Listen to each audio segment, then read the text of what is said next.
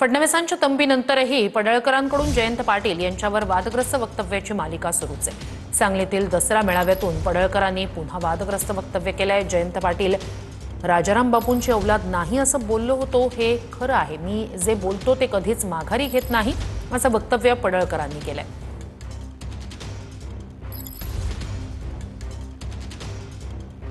मला जे बोलायचं ते मी बोलतो आणि ते मी मागे घेत नाही आणि त्यामुळे कुठला विषय। अरे आता मला संदीपबाबांनी मागे सांगितलं, मी बोललो ही गोष्ट खरी आहे की अमुक अमुक यांची तुम्ही औलाद आहे असं मला वाटत नाही।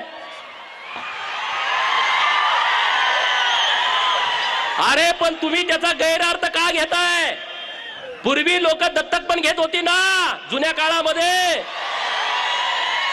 मला वाटलं त्यांच्यासारखा हा नाही, म्हणजे ह्याला काही दत्तक वगैरे घेतला का? पहिली भांड्याव बिंड्याव द्यायची माणसं माहिती आहे तुम्हाला? हा, आपल्या घरात आई आजी सांगते ह्याला भांड्यावरती घेतलाय, अमुक केलंय तमुक केलंय, तो यांच्या मागे फिरत फिरत आला होता म्हणून आम्ही घेतलाय। आपल्या गावात कितीतरी अशा स्टोर आहेत आणि गावात हे तुला कुणी काढलाय सहज म्हणतात की माणसं, म्हणतात की नाही?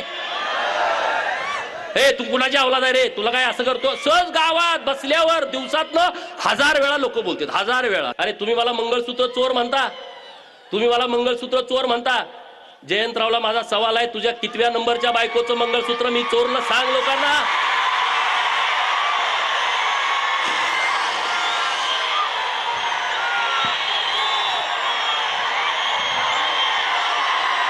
बरोबर ना? अरे सांगलीमध्ये म्हणले महाराष्ट्र संस्कृती बचाव सभा आणि मला आई म्हणूनच शिव्या देत होते। मला ते गोप्या गोप्या म्हणले का नाही सांगा? कुठल्या टीव्ही वरती ह्याच्यावर चर्चा झाली का? एक विधानसभेचा आमदार ज्याला 40,000च्या मताने निवडून दिलाय त्याच्या विरोधामध्ये हे शिव्या देत आहेत, हे गोप्या गोप्या म्हणतायत। कुठं डेबिट झालं नाही, कुठं तिथं असा स्पेशल रिपोर्ट झाला नाही, म्हणजे ह्यांना हे मान्य आहे। मला गोप्या म्हणलं ना, मला म्हणू दे रे, मी एकदम सामान्य घरातला पोरगा आहे, मला गोप्या म्हणला काय आणि काय म्हणला मला त्याचा फरक पडत नाही। मग मी तुला जनत्या म्हटलं तर चालेल का? चालेल का?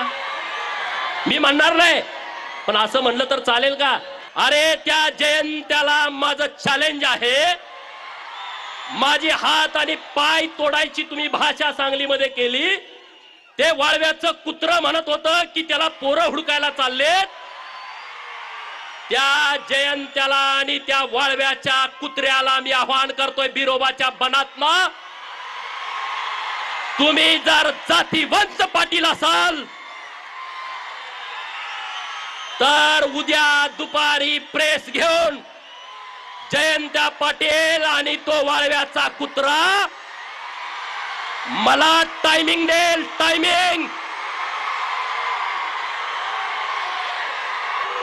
माझं वाक्य पुढचं ऐकून घ्या। जयंत्या आणि वाळव्याच्या कुत्र्यानं उद्या मुंबईमध्ये सांगलीमध्ये प्रेस घ्यायची आणि त्यांनी सांगायचं गोपीचंद पडळकरला ईश्वरपूर मध्ये यायचं की वाळव्यात यायचं, दिनांक वार आणि वेळ मला सांगा, मी तिथं येतो। बरोबर ना? माझ्याकडे पोरं यायची गरज नाही रे, ती तुमच्यात हिम्मत नाही डरपोकानो, पण मी तुम्ही सांगाल तिथं येतो, हे मला तुम्हाला सांगायचं आहे। तिने मागच्या वेळेस म्हटले की आम्ही त्यांना समज दिली, ते पुन्हा म्हणले की मी माझ्या वक्तव्यावर ठाम आहे, मी माफी मागत नाही। याचा अर्थ काय? तुम्ही आई बहिणींची इब्रत अशी काढणार का? आणि मला सांगायचंय दसरा कशासाठी करतात? ज्या सीतेचं अपहरण रावणाने केलं त्याचा विध्वंस करण्यासाठी दसरा करतात। तर मला परत गोपीचंदला सांगायचंय, महाराष्ट्रातल्या कुठल्याही आई बहिणीची इब्रत तुम्ही राजकारणासाठी काढत असाल तर आम्हाला सुद्धा रावण दहन करण्याची वेळ आणू नये, हेच मला सांगा।